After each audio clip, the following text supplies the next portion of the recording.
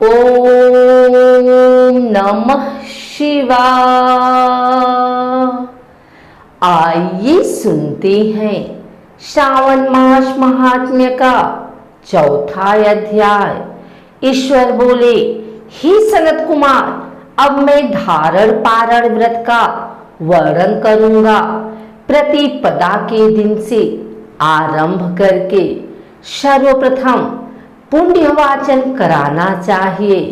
इसके बाद मेरी प्रसन्नता के लिए धारण पारण व्रत का संकल्प करना चाहिए। एक दिन धारण व्रत करें और दूसरे दिन पारण व्रत करें। धारण में उपवास तथा पारण में भोजन होता है। श्रावण मास के समाप्त होने पर सबसे पहले पुण्याह वाचन कराना चाहिए। इसके बाद हेमानद आचार्य तथा अन्य ब्राह्मणों का वरण करना चाहिए। तत्पश्चात पार्वती तथा शिव की स्वर्ण निर्मित प्रतिमा को जल से भरे हुए कुंभ पर स्थापित कर रात में भक्ति पूर्वक पूजन करना चाहिए तथा पुराण श्रवण आदि के साथ रात भर जागरण करना चाहिए। प्रातःकाल अग्नि स्थापन करके विधि पूर्वक होम करना चाहिए। त्रयंबकम इस मंत्र से तिल मिश्रित भात की आहुति डालनी चाहिए। उसी प्रकार शिव गायत्री मंत्र से घृत मिश्रित भात की आहुति डालें और पुनः षडाक्षर मंत्र से खीर की आहुति प्रदान करें। तदंतर पूर्णाहुति देकर होम शेष का समापन करना चाहिए। इसके बाद में ब्राह्मणों को भोजन कराना चाहिए तथा साथ ही आचार्य की पूजा करनी चाहिए। हे महाभाग, इस प्रकार से उद्यापन संपन्न करके मनुष्य ब्रह्म हत्या आदि पातकों से मुक्त हो जाता है। इसमें कोई संदेह नहीं है। अतएव इस महाव्रत को अवश्य करना चाहिए। हे मुने, अब श्रावण में मास उपवास की विधि को आदर पूर्वक सुनिए।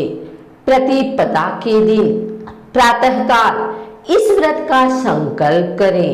स्त्री हो या पुरुष, मन तथा इंद्रियों को नियंत्रित करके इस व्रत को करें। अमावस्या तिथि को लोक का कल्याण करने वाले वृष ध्वज शंकर की अर्चना पूजा षोडश उपचारों से करें। तदंतर अपनी सामर्थ्य के अनुसार वस्त्र तथा अलंकार आदि से ब्राह्मणों का पूजन करें। उन्हें भोजन कराएं तथा प्रणाम करके विदा करें। इस प्रकार से किया गया मास उपवास व्रत मेरी प्रसन्नता कराने वाला होता है। हे सनत कुमार, मनुष्यों को सभी सिद्धियां प्रदान करने वाले रुद्रवती व्रत के विधान को सावधान होकर सुनिए। अत्यंत आदर पूर्वक कपास के 11 तंतुओं से बत्तियां बनानी चाहिए। वे रुद्रवर्ती नाम वाली बत्तियां मुझे प्रसन्न करने वाली हैं। मैं श्रावण मास में भक्ति पूर्वक दीवान के देव गौरीपति महादेव का इन एक लक्ष्य संख्या वाली बत्तियों से निराजन करूंगा। इस प्रकार श्रावण मास के प्रथम दिन विधि पूर्वक संकल्प करके महीने भर प्रतिदिन शिव जी का पूजन कर 1000 बत्तियों से निराजन करें और अंतिम दिन 71,000 बत्तियों से निराजन करें अथवा प्रतिदिन 3000 बत्तियां आदर पूर्वक अर्पण करें और अंतिम दिन 13,000 बत्तियां समर्पित करें अथवा एक ही दिन सभी 1,00,000 बत्तियों को मेरे समक्ष जलाएं। प्रचुर मात्रा में घृत में भिगोई जो स्निग्ध बत्तियां होती हैं वे मुझे प्रिय हैं। तत्पश्चात मुझ विशेश्वर का पूजन करके कथा को श्रवण करें।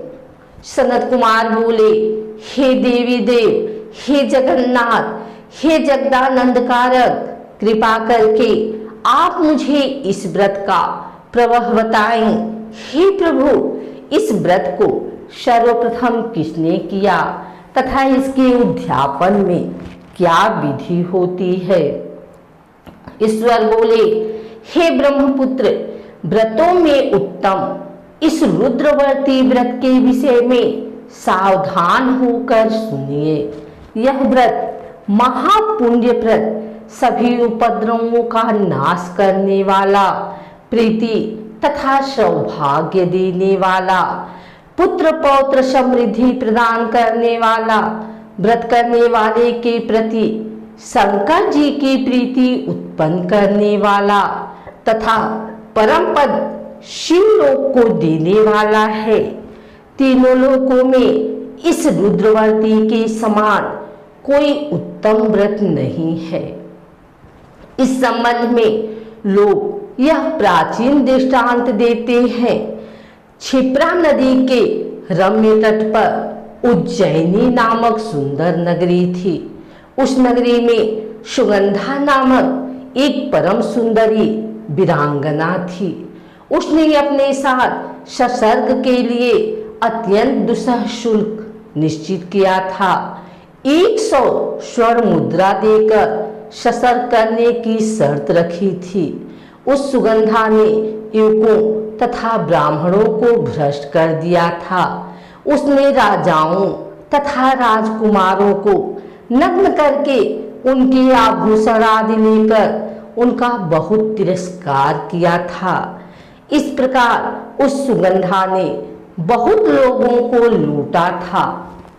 उसके शरीर की सुगंध से कोस भर का स्थान सुगंधित रहता था। वह पृथ्वी तल पर रूप लावण्य और कांति की मानो निवास स्थली थी। वह 6 रागों और 36 रागिनियों के गायन में तथा उनके अन्य बहुत से भेदों का भी गान क्रिया में अत्यंत कुशल थी। वह नृत्य में रंभा आदि देवंगनाओं को भी तिरस्कृत कर देती थी और अपने एक एक पग पर अपनी गति से हाथियों तथा हंसों का उपहास करती थी। किसी दिन वह सुगंधा कटाक्षों तथा भव चालान के द्वारा कामबारों को छोड़ती हुई क्रीड़ा करने के विचार से क्षिप्रा नदी के तट पर गई। उसने ऋषियों के द्वारा सेवित मनोरम नदी को देखा। वहां कई विप्र ध्यान में लगे हुए थे तथा कई जप में लीन थे। कई शिवार्चन में रत थे तथा कई विष्णु के पूजन में तल्लीन थे। हे महामुनि, उसने उन ऋषियों के बीच विराजमान मुनि वशिष्ठ को देखा। उनके दर्शन के प्रभाव से उसकी बुद्धि धर्म में प्रवृत्त हो गई। जीवन तथा विशेष रूप से विषयों से उसकी विरक्ति हो गई। वह अपना सिर झुकाकर बार बार मुनि को प्रणाम करके अपने पांवों की निवृत्ति के लिए मुनि श्रेष्ठ वशिष्ठ जी से कहने लगी। सुगंधा बोली, हे अनाथनाथ, हे विप्रेंद्र, हे सर्व विद्या विशारद, हे योगीश, मैंने बहुत से पाप किए हैं। अतः हे प्रभु, उन समस्त पापों के नाश के लिए मुझे उपाय बताइए।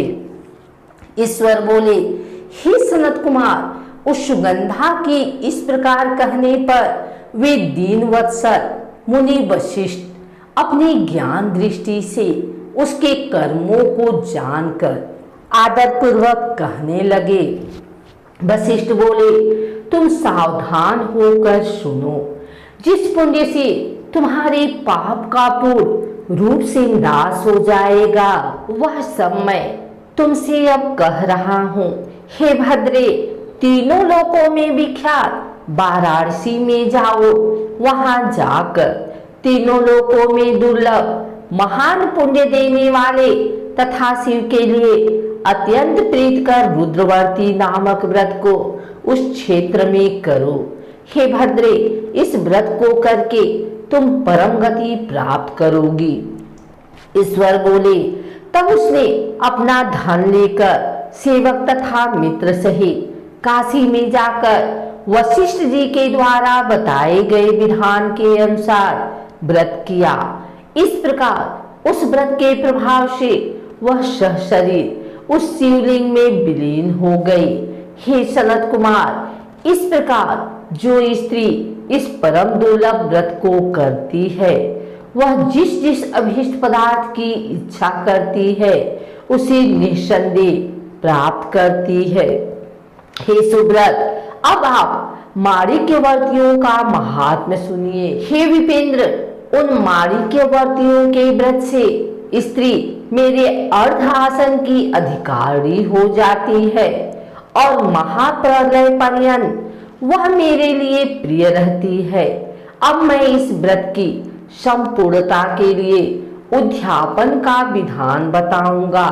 चांदी की बनी हुई नंदीश्वर की मूर्ति पर आसीन स्वर्णमय भगवान शिव की पार्वती सहित प्रतिमा को कलश पर स्थापित करना चाहिए और विधि के साथ पूजन करके रात्रि में जागरण करना चाहिए। इसके बाद प्रातःकाल नदी में निर्मल जल में विधि पूर्वक स्नान करके 11 ब्राह्मणों सहित आचार्य का वरण करना चाहिए।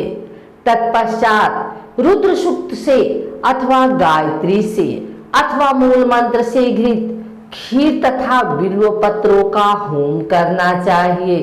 इसके बाद पूर्णाहुति होम के आचार्य आदि की विधिवत पूजा करनी चाहिए तथा सपत्नी 11 उत्तम विप्रों को भोजन कराना चाहिए। हे सनत कुमार, जो स्त्री इस प्रकार से व्रत करती है वह समस्त पापों से मुक्त हो जाती है। तत्पश्चात विधान पूर्वक कथा सुनकर स्थापित की गई समस्त सामग्री ब्राह्मण को दे देनी चाहिए। इससे निश्चित रूप से 1000 अश्वमेध यज्ञों का फल प्राप्त होता है।